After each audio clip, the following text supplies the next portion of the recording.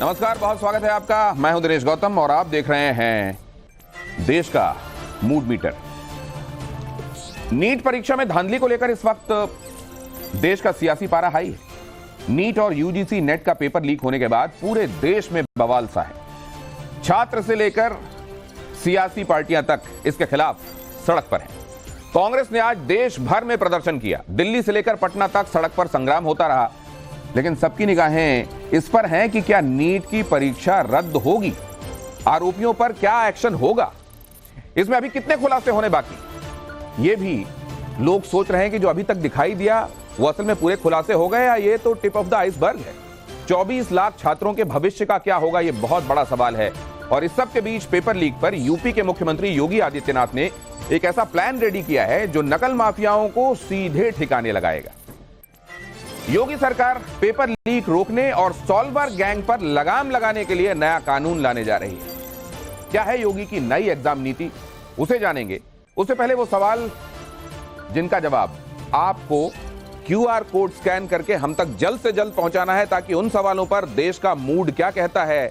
आप सब या तो स्टूडेंट रहे हैं या स्टूडेंट हैं या आप अभिभावक हैं, आप सबकी ये चिंता है। ज्यादा से ज्यादा तादाद में जुड़िएगा और बताइएगा देश का मूड क्या कहता है इन सवालों पर जो मैं आपके सामने रखने वाला हूं। देश का मूड मीटर सवाल नंबर 1, पेपर लीक मामले में हो रही सियासत को आप कैसे देखते हैं। विपक्ष सिर्फ राजनीति कर रहा है, छात्रों के भविष्य की चिंता नहीं है। विपक्ष सही सवाल उठा रहा है, ए, बी या फिर सी, जो सही लगता है स्कैन कीजिए, हम तक पहुंचाइए। हम आपको बताएंगे देश का रुझान क्या कहता है इन सवालों के जवाब में। इसमें क्वेश्चन नंबर 2, योगी की नई परीक्षा नीति को आप कैसे देखते हैं। इससे पेपर लीक पर लगाम लगेगी।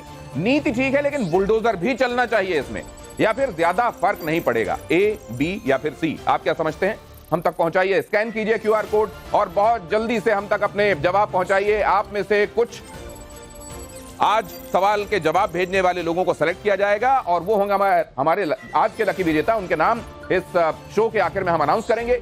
पेपर लीक रोकने के लिए कौन सी रणनीति ठोस कही जाएगी। उम्र कैद की सजा का प्रावधान हो, फास्ट ट्रैक कोर्ट में सुनवाई हो, या फिर सरकारी प्रिंटिंग प्रेस में छपाई हो।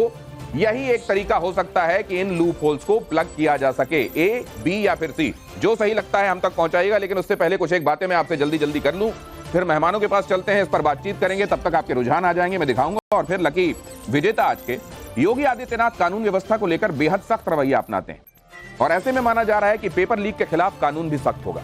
मुख्यमंत्री योगी आदित्यनाथ ने पेपर लीक को रोकने और धांधली खत्म करने के लिए जो नई नीति बनाई है, उसके मुताबिक एक भर्ती परीक्षा कराने के लिए 4 एजेंसियों की अलग अलग जिम्मेदारी होगी। 1 एग्जाम 4 एजेंसीज। परीक्षा केंद्र बस स्टैंड, रेलवे स्टेशन से 10 किलोमीटर के भीतर भीतर होंगे, दूर नहीं। और इसके साथ ही प्रिंटिंग प्रेस के चयन में पूरी तरह से गोपनीयता बरती जाएगी। प्रिंटिंग प्रेस में मोबाइल के ले जाने पर पूरी तरह से प्रतिबंध होगा। प्रत्येक सेट के प्रश्न पत्र की छपाई अलग अलग एजेंसी के जरिए कराई जाएगी। परीक्षार्थियों को अपने जिले के बाहर परीक्षा देने जाना होगा।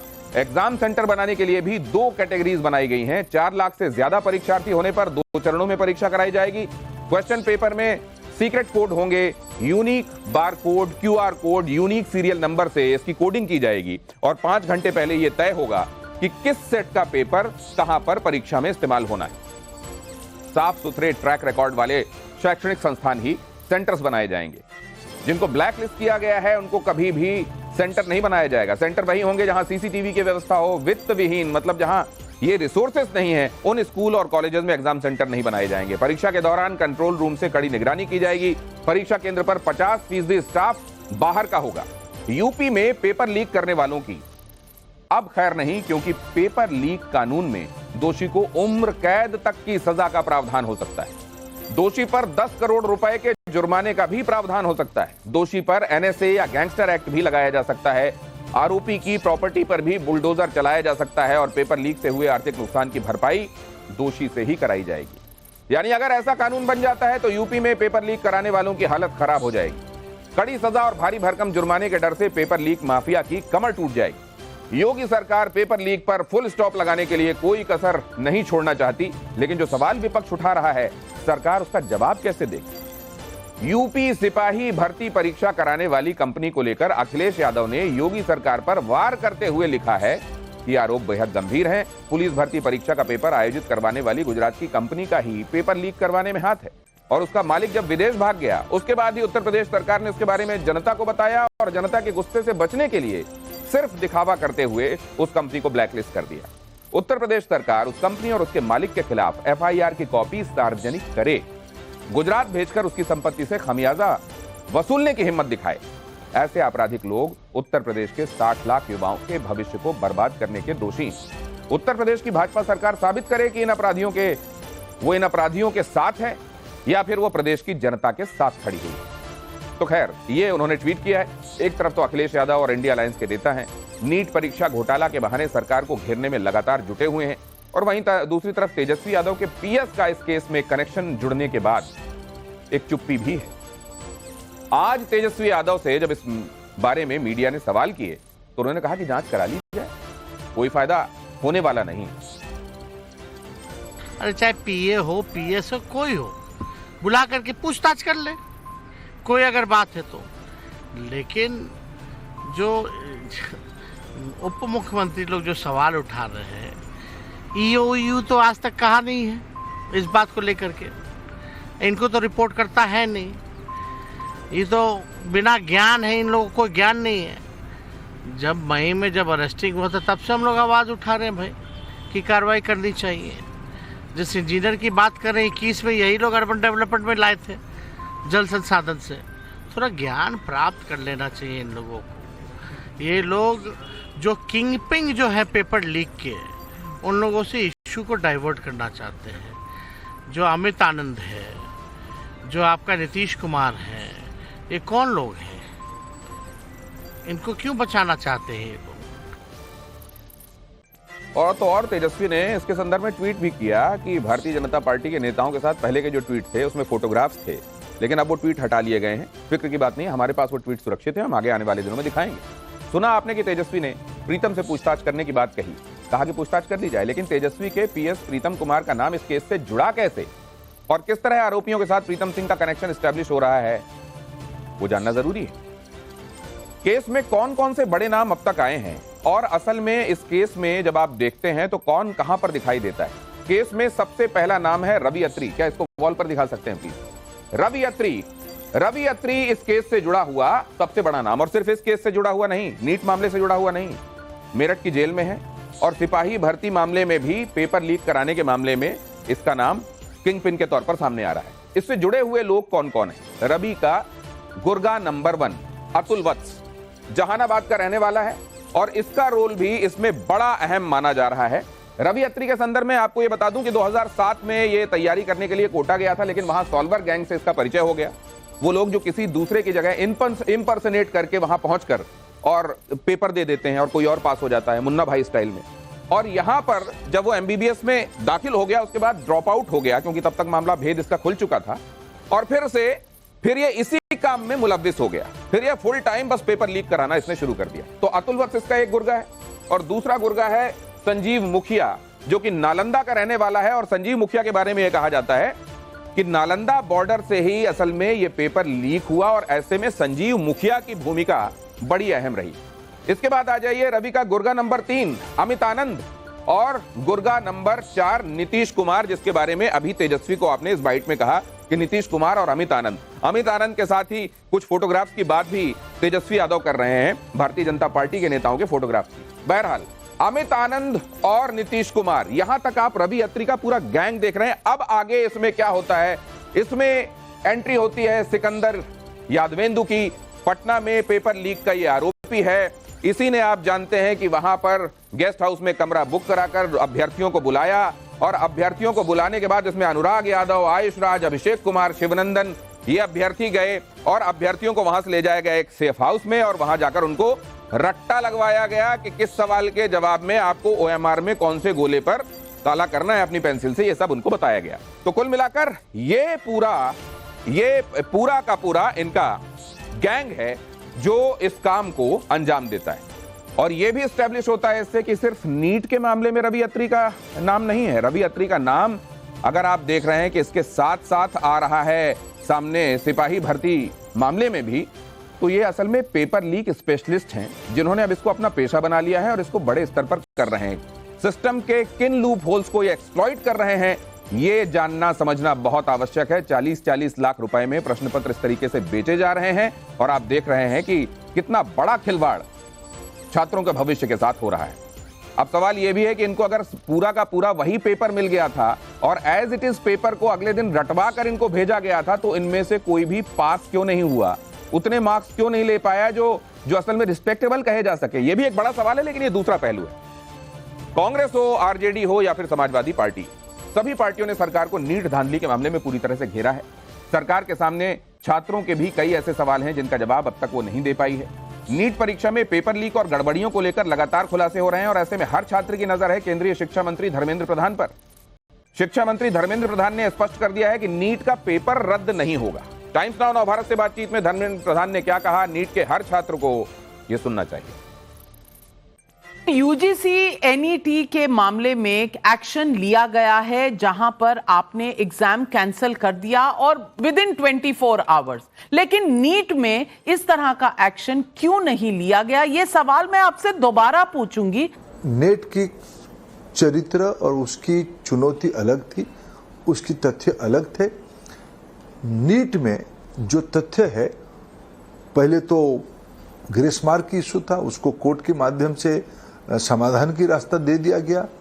फिर एक जगह की घटना आई, एक जगह की, उस एक जगह की वहां की जो अनुसंधानकारी संस्था और भारत सरकार मिलकर निर्णय कर लेगी, उसमें कोई अस्पष्टता की गुंजाइश नहीं है।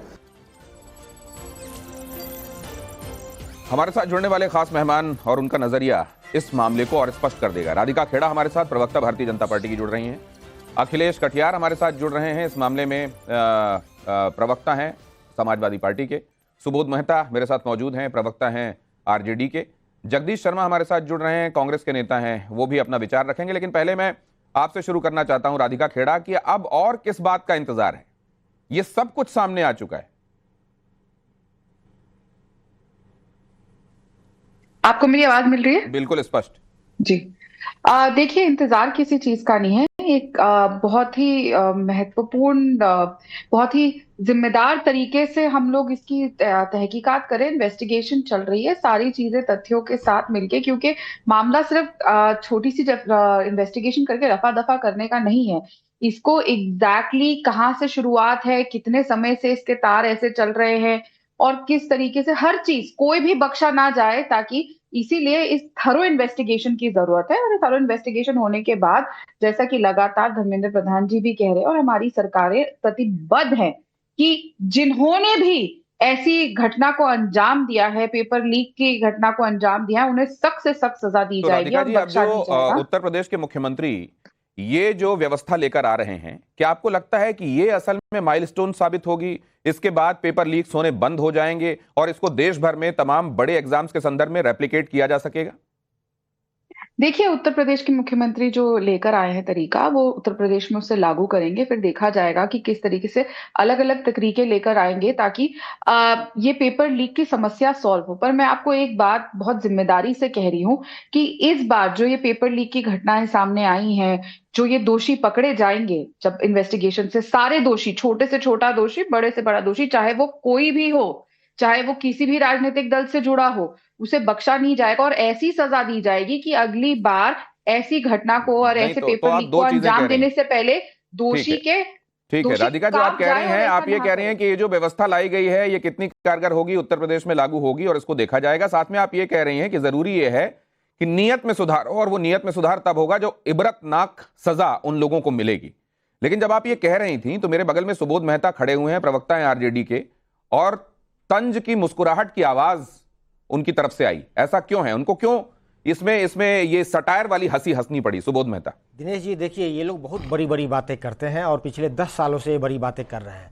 आपको पता होगा कि एनटीए बना ही क्यों था। लगभग 46 ऐसे एग्जाम थे जो कि कंडक्ट होते थे डिफरेंट इंस्टीट्यूशन के द्वारा, उसको क्लब कर कर एक एनटीए बनाया गया ताकि एक सिंगल विंडो एग्जाम होनी चाहिए। पर दुख की बात यह है कि एनटीए का पूरा जो कैपेसिटी और कैपेबिलिटी है, ये नॉन एकेडमिक जो है संस्था बन गई और इसका जो है सीधा मिनिस्ट्री ऑफ एजुकेशन अपॉइंटमेंट करता है, पेपर कौन सेट करता है कुछ नहीं पता है, किसी को कुछ नहीं पता है। अब जहाँ तक बात रही एनटीए का एग्जाम कंडक्ट और ये नीट का एग्जाम, देखिए नीट का एग्जाम जब हुआ तो एनटीए ने खुद थर्ड पार्टी रिव्यू कराया था। थर्ड पार्टी रिव्यू का जो पेपर सबमिट हुआ, और वो पेपर सबमिट हुआ है 12 तारीख को, 12 जून को रिजल्ट निकलने के बाद। अब ये देखिए, जब रिजल्ट निकल गया है तो पेपर जो सबमिट किया थर्ड पार्टी रिव्यू जो एनटीए ने कराया था, उसमें लिखा गया कि लगभग 4000 सेंटर पे ये एग्जाम हुए, जिसके 10% लगभग 400 पे हम लोगों ने इसको रिव्यू किया। रिव्यू में ये पाया कि 200 सेंटर ऐसे थे, मतलब 50% सेंटर ऐसे थे जहां पे 2 कैमरा होना चाहिए था। कैमरा, मैं एनटीए का मेलाफाइड इंटेंशन बता रहा हूं, 2 कैमरे नहीं थे वहां पे।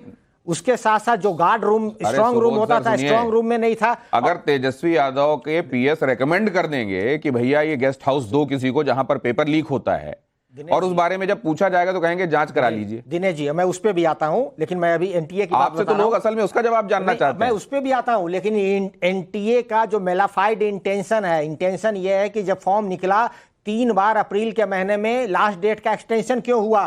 रिजल्ट 10 दिन पहले 4 तारीख को ही क्यों निकल गया? जब रिजल्ट निकला तो उसमें डिस्क्रिपेंसी आई। मंत्री जी कहते हैं कि इसमें कोई फॉल्ट नहीं है। के संदर्भ में कोर्ट में मामले चल रहे हैं, लेकिन जनता की जानकारी में अभी जनता की जानकारी जो आपके राज्य के उप मुख्यमंत्री पेपर लेकर सामने आए और उन्होंने कहा ये तमाम गंभीर आरोप हैं, आरजेडी को सामने आकर इसका जवाब देना चाहिए। उस पे भी जवाब इतना डिलेड एक तो रिस्पांस जाकर वहां पूछा गया था, इसमें तो प्रेस कॉन्फ्रेंस हो जानी चाहिए, डिफेमेशन हो जाना चाहिए। इसमें लगातार हम लोग आप लोगों से भाग थोड़ी रहे हैं। मैं आपके पास आता हूं सर, दूसरे राउंड में शायद आप इसका जवाब दें। मैं जगदीश शर्मा, एक सेकंड सर प्लीज, बाकियों के पास भी जाने दीजिए। जगदीश शर्मा, तमाम जगहों पर हम देख रहे हैं ये विरोध प्रदर्शन हो रहे हैं, जमकर कांग्रेस इस मामले में सड़क पर उतरकर इसका विरोध प्रदर्शन कर रही है।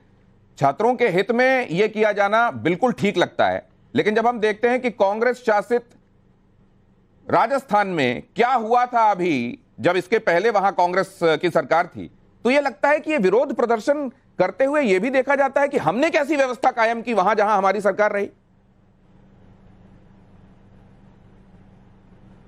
देखिए दिनेश भाई, पहली बात तो यह है कि भारतीय जनता पार्टी के छोटे से बड़ा नेता झूठ बोलने में एक्सपर्ट हैं।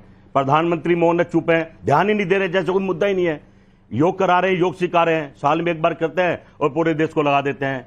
सही बात तो है कि युवाओं के खिलवाड़ हो रहे हैं उनके जीवन से, पूरा देश क्या रद्द करा जाए। इनको ऐसा क्या लालच है, या इनके ये भी इंक्वायरी करनी पड़ेगी, कोई इनके रिश्तेदार तो नहीं है जो फर्स्ट नंबर पे आ गए हैं, जिद पकड़ रहे हैं हमारे मंत्री जी, हम रद्द ही नहीं करेंगे। जब पूरा देश कह रहा है, सारे स्टूडेंट कह रहे हैं, तो उनके हिसाब से सरकार को काम करना चाहिए ना। और जिस तरह से हालात देश के बहुत आप देख रहे हैं, प्रभावपूर्ण तरीके से, ओजस्वी तरीके से आप अपनी बात रखते हैं हमेशा, लेकिन मेरा सवाल कुछ और है।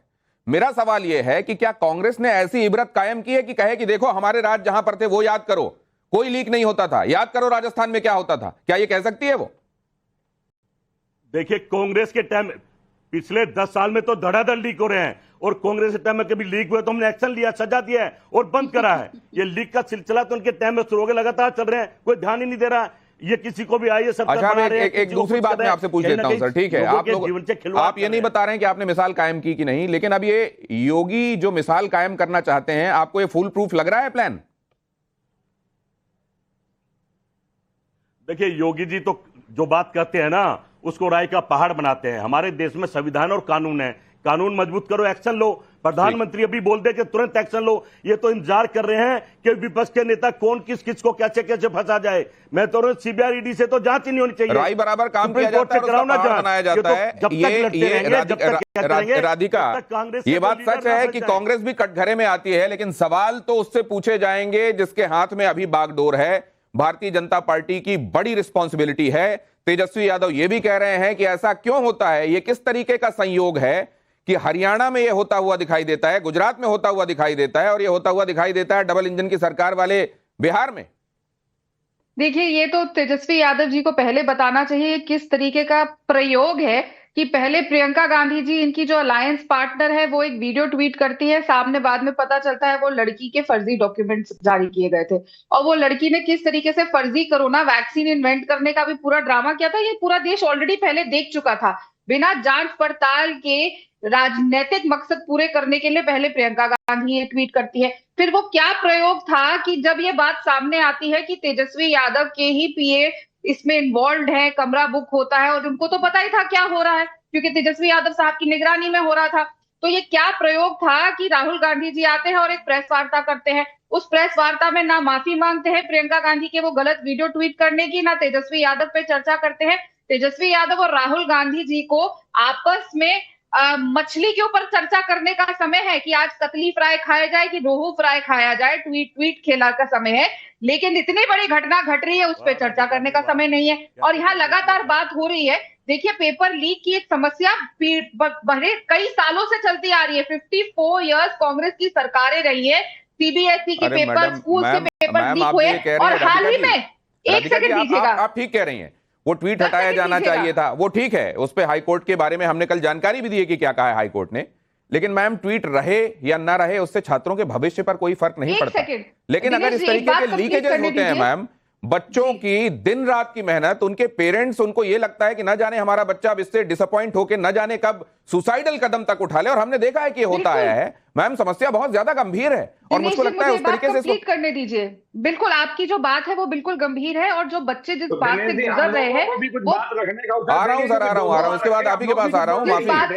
जिस बात से बच्चे गुजर रहे हैं उसको कोई नहीं समझ सकता, क्योंकि जो एग्जाम दे रहा है वही समझ रहा है। लेकिन जैसा मैंने कहा, हमारी सरकार प्रतिबद्ध है। हम कांग्रेस की छत्तीसगढ़ या राजस्थान की सरकार नहीं है। राजस्थान में पेपर लीक हुआ, कुछ नहीं किया गया। छत्तीसगढ़ में सीजीपीएससी का इतना बड़ा घोटाला हुआ। राधिका जी, अभी करेक्टिव, मैम देखिए, आपके पास मैं बार बार आया हूं और आपको लंबा, मैं एक चीज जानना चाहता हूं, करेक्टिव मेजर्स जो उठाए जा रहे हैं, कहीं पर आपको ये लगता है कि अब इसके बाद चीजें फुल प्रूफ हो जाएंगी? मैं तो ये समझना चाहता हूं योगी जी का कदम क्या आश्वस्ति देता है। पहले अब अखिलेश कटियार के पास जाता हूं, प्रवक्ता है समाजवादी पार्टी के, कुछ विलंब से आ रहा हूं, पहले इसके लिए माफी। क्या तुम्हारा लालच? अखिलेश कटियार, आता हूं जगदीश जी, अभी आपसे बात हुई, आ रहा हूं, दूसरे राउंड में आपके पास आ रहा हूं। अखिलेश कटियार, ये जो प्लान लाया गया है, अब ये आपको क्या अश्योर करता है कि ये लीकेजेस यहां से रुकेंगे?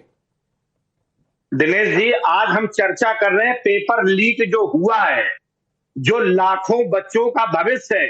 योगी जी जो योजना लाए हैं उससे क्या फायदा होगा, उस पर हम बाद में चर्चा कर लेंगे। आज वो विषय नहीं है। आज विषय ये है कि पीछे जो हुआ है उसमें भाजपा कितनी जिम्मेदार है और भाजपा उस पर क्या कर रही है। मुझे लगता है हम इस विषय पे बात करने के लिए बैठे। सर, ये तो आप बिल्कुल जायज कह रहे हैं, इस पे बात होनी चाहिए सर। लेकिन क्या आगे आपको इस व्यवस्था में उम्मीद की किरण दिखाई देती है? नहीं, उस पर आज उम्मीद नहीं ढूंढेंगे, आज अपराध ढूंढ लेते हैं पहले। तो अपराध ढूंढ के सर, एक बात ये बताइए, मैं ये जानना चाहता हूं कि कांग्रेस हो या समाजवादी पार्टी, सड़क पर प्रदर्शन के साथ साथ क्या इस मुद्दे को संजीदगी से ले जाकर अदालतों, थानों में भी कुछ किया जाएगा? नहीं, संजीदगी इसमें करने की जिम्मेदारी किसकी है? क्या विपक्ष करेगा कुछ? दिनेश जी, सर, विपक्ष को ही तो करेक्ट करने का जिम्मा होता है ना सर, लोकतंत्र में। विपक्ष ही तो करेक्टिव मेजर सुधारता है ना सर। यहां पर तो यह दिखाई दे रहा है कि आरजेडी का नाम सामने आ जा रहा है, इंडिया अलायंस में आपके साथियों का नाम सामने आ जा रहा है। अगर आप शासन कर रहे हो, अपराधी को जेल में डालो, दिक्कत किसको है? एक बात। दूसरी बात, जो शुरुआत में आपने लाइन ली, पहले मुझसे तो 1 मिनट अपनी बात रख दे। अपोजिशन की जिम्मेदारी है सरकार के गलत फैसले और गलत कृत्यों पे आवाज उठाना। बिल्कुल, ये राजनीति नहीं है, ये जिम्मेदारी है। और सरकार ने जिस तरीके की धांधली यहां लाखों छात्रों के जीवन के साथ की है, उस पे हम इत्मीनान से बात करें। और सरकार में जो दोषी है सर, दो चीजें होती हैं, और आपको मैं क्या पॉलिटिक्स सिखाऊंगा, आप तो इतने सीजन्ड पॉलिटिशियंस हैं। लेकिन एक चीज होती है कि आपने सड़कों पर प्रदर्शन किया और उसमें पॉइंट्स स्कोर किए, ठीक है, वो जरूरी है सड़कों पर प्रदर्शन। लेकिन दूसरा जरूरी है कि उसको थ्रू प्रॉपर चैनल, हमारे देश की जो व्यवस्था है उसके तहत ले जाकर आप उसको चैलेंज करें और उस फाइट को आगे बढ़ाएं। ये भी क्या पैरेलली आपको लगता है संतोषजनक तरीके से कर रही हैं विपक्षी पार्टियां? लेकिन अब जरा मैं सुबोध जी से एक बात जान लूं। सुबोध जी, क्या आपको लगता है कि इस मामले में जैसे ही, एक सेकंड सर, आ रहा हूं, इसका जवाब ले लूंगा आपसे, आप अपने पास रखिएगा जवाब, अभी फौरन आता हूं। क्या सुबोध जी, इसमें आपको लगता है कि एक छात्रों को यह महसूस होना चाहिए कि सियासत नहीं हो रही है, हमारे कंसर्न्स जो हैं वो एड्रेस किए जा रहे हैं, और यहां पर फिलहाल वो नहीं दिखाई दे रहा है? देखिए, एकदम मैं ये कह रहा हूं कि इसमें 2 बातें हैं। पहली बात यह है कि जब से एनटीए बना है, लगातार कोचिंग इंस्टीट्यूट पूरे देश में भरमार पड़ी हुई है। क्यों है ऐसा? और लगभग 60,000 कोचिंग इंस्टीट्यूट। अरे सर, तो ये तो करेक्टिव स्टेप था कि एनटीए बनाया जाएगा। हाँ, तो वही तो कह रहा हूँ, जब करेक्टिव स्टेप था तो तमिलनाडु गवर्नमेंट ने एक कमेटी बनाई जस्टिस राजन के अंडर में, और ये कहा कि ये जो एग्जाम हो रहा है, हम जानते हैं स्कूल सिस्टम अलग अलग है हर प्रदेश में, तो ये देखा गया कि जब से एनटीए बना है, जो 15 से 16% गांव देहात के लड़के आके उसमें कम्पीट करते थे मेडिकल में, वो घटकर 1% हो गए। बच्चे कोचिंग इंस्टीट्यूट में एडमिशन लेने लगे। 60,000 का इंडस्ट्री है ये, और हर साल लगभग 20% कोचिंग इंस्टीट्यूट बढ़ जाता है। तो ये तो कस्टमर बना दिया बच्चों को। कस्टमर बनाने के बाद जो है वो पैसा आउटसोर्स कर देता है। नहीं सर, एक चीज मैं आपसे जानना चाहता हूं। नहीं सुबोध जी, मान लीजिए मैं आपके राज्य में आता हूं या मैं आपको जानने वाला हूं, आप किसी एक डिपार्टमेंट में मिनिस्टर रहे हैं या मिनिस्टर हैं, और मैं आपसे कहूंगा कि अमुक जगह पर एक गेस्ट हाउस मेरे लिए आप बुक कर दीजिए, तो आप क्या करेंगे? पूछेंगे क्या करने वाले हो तुम, तुम्हारा मकसद क्या है, या बुक कर देंगे? देखिए दिनेश जी, अब जब बात आप बिहार पे ले जा रहे हैं, मैं जवाब भी देना चाह रहा था इसका। देखिए, जिस सिकंदर की बात हो रही है यहाँ पे, सिकंदर की नौकरी कब लगी? 2012 में सरकार हमारी नहीं थी, सरकार भाजपा की थी। सिकंदर जल संसाधन विभाग में नौकरी लगता है, और उसको जो अर्बन डेवलपमेंट में कब आता है? ये आता है 2020 में। उसके बाद जहानाबाद से निकालकर उसको दानापुर में कौन लाता है? ये लाते हैं तारकिशोर जी, जब वहाँ पे डिप्टी चीफ मिनिस्टर थे। और जो है मलाईदार पोस्टिंग जो है निकाल कर दिया जाता है हमारे आने से पहले। तो सिकंदर का तो ऑलरेडी वहाँ पे जो है भारतीय जनता पार्टी के साथ है। और जहाँ तक बात रही अमित आनंद की, अमित आनंद की मदर खुद वहाँ जेडीयू के लीडर हैं। और जहाँ तक बात रही नीतीश कुमार की, तो नीतीश कुमार हमारे अभी सम्मानित नेता ने खुद कहा कि अगर कोई इसमें त्रुटियां लगती है तो इकोनॉमिक ऑफेंस भी अपना काम कर रहा है, आप उनको बुलाएं, और अगर संतुष्ट नहीं है तो आप उसको पकड़ कर जो उगलवाना है उगलवाइए। वहाँ पे सच का सच, दूध का दूध और पानी का पानी आपको निकालना है। तो सरकार उनकी है। तो इसमें ललन सिंह ने प्रतिक्रिया दे दी है जी। लेकिन लोग, एक सेकंड सर, आपकी बात यहां पर मैं रोक रहा हूं। आपने कहा कि इस जगह पर असल में राजनीति हो रही है, उनके हाथ में सिस्टम है, वो लॉ एंड ऑर्डर देख रहे हैं। अगर उनको लगता है कि कोई इसमें जिम्मेदार है, वो कोई भी हो, तो उसको एक अपोजिशन पार्टी मैं बोलना चाहता हूं कि देखिए, अगर इसको सुधारने की आवश्यकता है तो इसको, अभी सेशन मंडे से स्टार्ट हो रहा है पार्लियामेंट का नया सेशन, ज्वाइंट पार्लियामेंट्री कमेटी के पास इसको भेजे। ऑल पार्टी वहां पे लोग रहेंगे, और साथ साथ बच्चों के साथ, स्टेक होल्डर के साथ कॉन्फिडेंस बिल्डिंग मेजर करें। देखिए 24 लाख बच्चे हैं, 1000 से 2000 फीस लिया जाता है। ये पैसा जो है आउटसोर्स कर दिया जाता है अलग एजेंसी के पास। तो क्या जरूरत पड़ी है इनको आउटसोर्स करने की, जब हमारे पास गवर्नमेंट के इंस्टीट्यूशंस इतने ज्यादा हैं? तो वहां पे ये जो है, तो आप ये कह रहे हैं कि योगी जो ये पॉलिसी लेकर आए हैं, इसमें भी जो 4 एजेंसीज इन्वॉल्व की जाएंगी, उनको भी दिए जाने की आवश्यकता नहीं है, आप ये कह रहे हैं? योगी जी जो पॉलिसी लेकर आए हैं, एनटीए के साथ जब तक जो है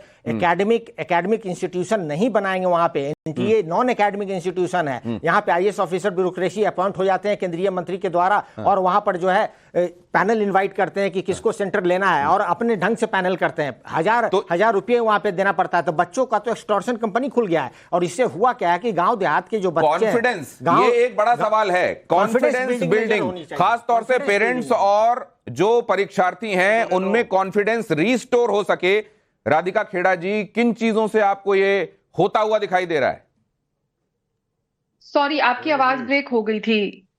ये एक बात उठाई जा रही है कि ये सब जो कदम उठाए जा रहे हैं वो अपनी जगह है, लेकिन ये जो भरोसा हिल गया है देश में अभिभावकों का और स्टूडेंट्स का, इसको रिस्टोर करने के संदर्भ में क्या बड़ा किया जा सकता है, या कम से कम योगी जो कर रहे हैं उस तरीके से ही कुछ किए जाने की आवश्यकता है?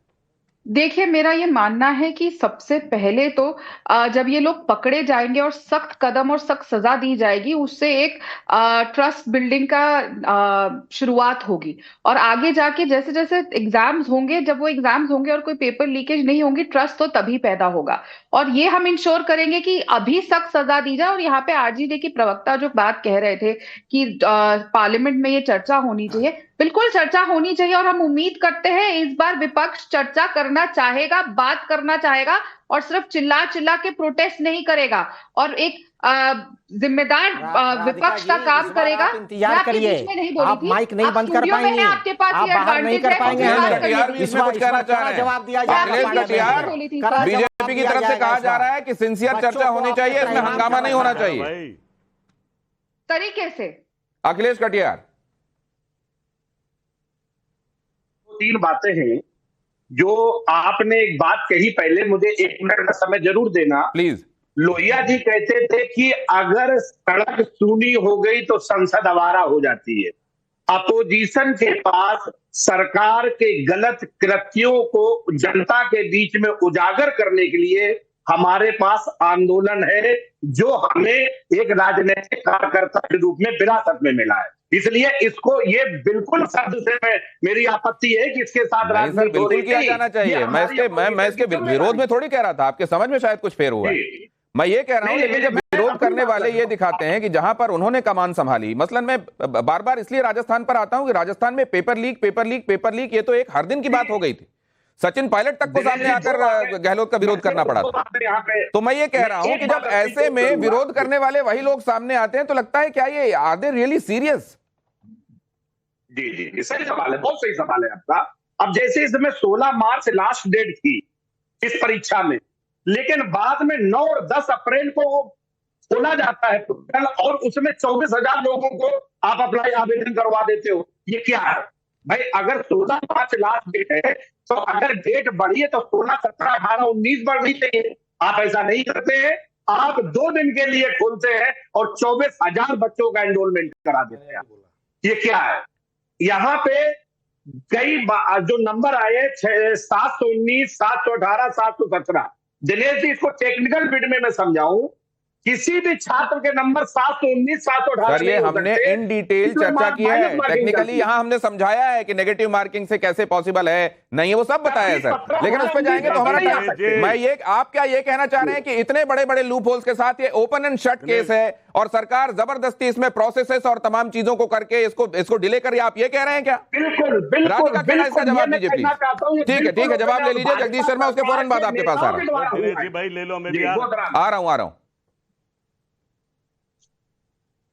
राधिका जी आवाज आ रही है आपको? जी, मुझे उनकी बिल्कुल आवाज नहीं आ कटियार रही साहब कह रहे हैं कि इतने बड़े बड़े लूप होल्स हैं, उन्होंने कई सारे लूप होल्स गिनाए जिनको हम पहले भी डिस्कस करते रहे हैं। वो कह रहे हैं this is open and shut case, इसमें और ज्यादा ये करेंगे वो करेंगे या इसको रद्द नहीं करेंगे, ये सब जो बातें की जा रही हैं, it is just the waste of time. अगर कटियार साहब कहते हैं कि ओपन एंड शट केस है और आरजेडी के तेजस्वी यादव जी के पीए इसमें शामिल है, उनकी वो चीज है, वो चाहते हैं हम अरेस्ट करें, सीधा लिंक निकाले तो कर देते हैं। अगर वो चाहते हैं उनके साथी को ऐसे अरेस्ट कर लिया जाए, ओपन एंड शट केस है, बिल्कुल मान लेते हैं हम तो तहकीकात करके सबको निकालना चाह रहे हैं कि कौन कौन है, किनके नाम है, क्या है। लेकिन अगर इनको इतनी जल्दी है, जो अभी नाम सामने आए हैं, हम उनको अरेस्ट करवा लेते हैं और सब कार्रवाई कर लेते हैं। अगर वही इनका हिसाब से, इसका मतलब तेजस्वी यादव जी का लिंक है, लालू प्रसाद यादव जी के परिवार ने पहले सिर्फ बिहार के युवाओं का भविष्य खराब किया, पूरे देश के भविष्य खराब कर रहे हैं, ऐसा इनके साथी अखिलेश कटियार साहब मान रहे हैं। एनटीए के बारे में ज्ञान नहीं है, आप एनटीए पे जा नहीं रही हैं, माननीय मंत्री प्रधान जी के बारे में आप बोल नहीं रही हैं। जगदीश शर्मा जी के पास जाने दीजिए मुझे। जगदीश, ये जो आपने कहा, हमारे नेता पे बोला, मैं माननीय मंत्री जो है प्रधान जी के बारे में बोलना चाहता हूँ। देखिए, वो जब पेपर का मामला आया, मार्क्स का मामला आया, तो उन्होंने कहा कि इसमें कोई डिस्क्रिपेंसी नहीं है। आप तो आरजेडी को रिप्रेजेंट कर रहे हैं, आप ये कहेंगे, लेकिन क्या जगदीश शर्मा भी ये बात कहते हैं? जगदीश शर्मा जी, आप तो ये बताइए ना, जो थर्ड पार्टी रिव्यू है,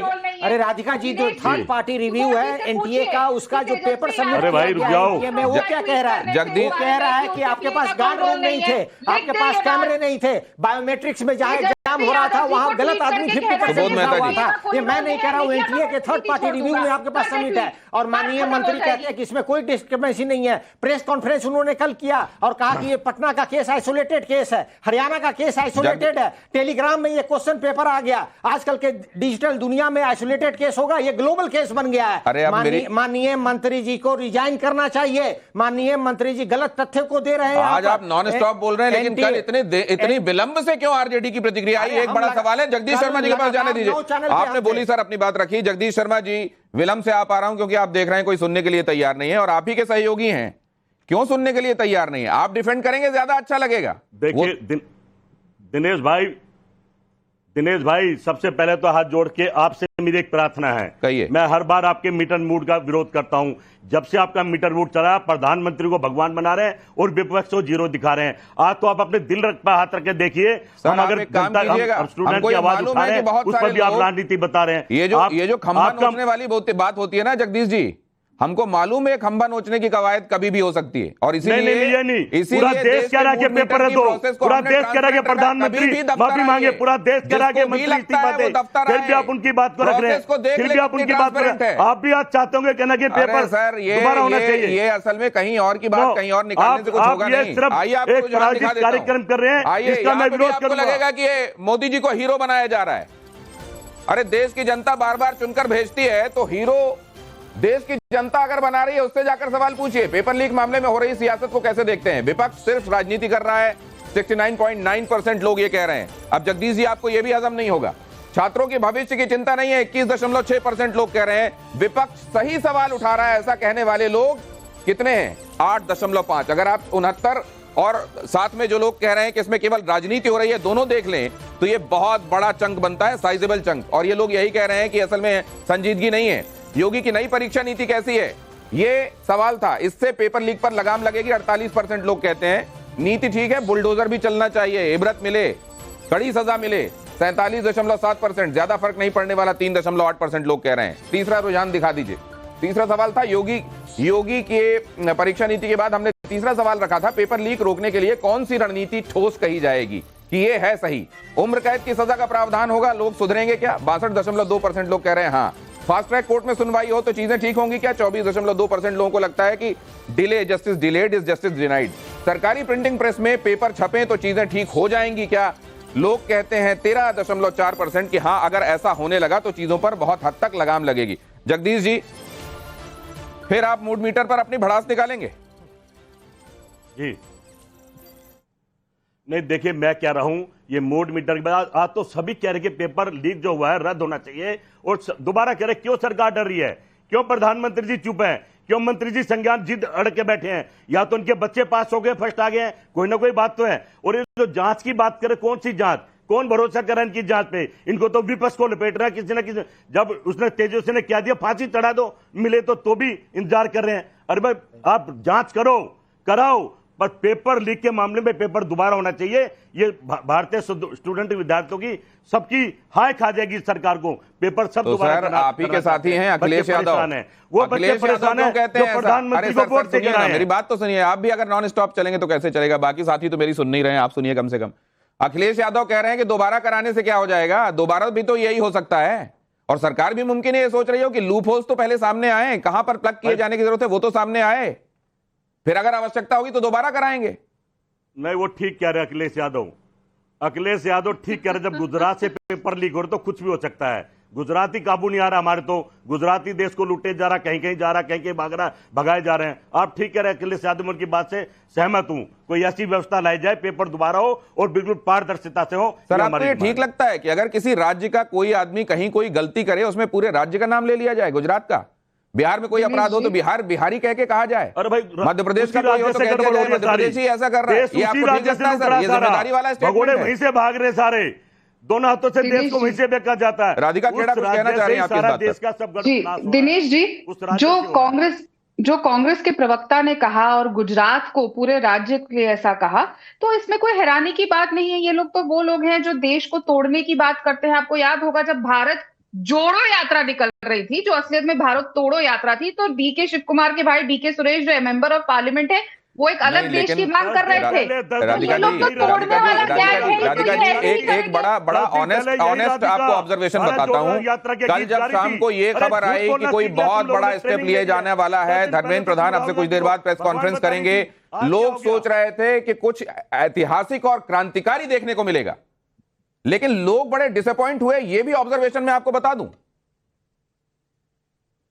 जी देखिए, कल ये भी अनाउंस किया गया कि एक हाई लेवल कमेटी बनी गई है जिसके जांच के लिए, और हर चीज देखिए, हर चीज समय के साथ, और जैसा हमने कहा, हम कोई भी लूप होल नहीं छोड़ना चाहते। हम कोई भी एक भी छोटा सा लूप होल नहीं छोड़ना चाहते जिससे कोई भी छूट जाए, कोई भी आरोपी दोषी पकड़ा ना जाए, ऐसा ना हो। ये बहुत जरूरी है, जैसा कि जो मेन जगह है जहां से लीकेज है उसको प्लग करना है। अच्छा। बाकी चीजें जो है, हम एक बात को लेके बहुत प्रतिबद्ध है कि जो स्टूडेंट्स का भविष्य है, जो स्टूडेंट्स हैं, उनके भविष्य को लेकर कि वो सुरक्षित रहे, हम प्रतिबद्ध हैं। जो उनके लिए बेस्ट पॉसिबल तरीका होगा वो भी हम सामने लेकर आएंगे। दर्जन भर से ज्यादा टॉपर निकल आए, 63 से ज्यादा टॉपर हो जाएं, मैक्सिमम मार्क्स लेकर आने वाले हो जाएं, कई चीजें ऐसी जो एकदम सामने खड़े होकर ये पूछ रही हैं कि ये क्या है, और उस बारे में जांच और विवेचना में जस्टिस डिलेड तो नहीं हो जाएगा? ये एक बड़ा सवाल है मैम।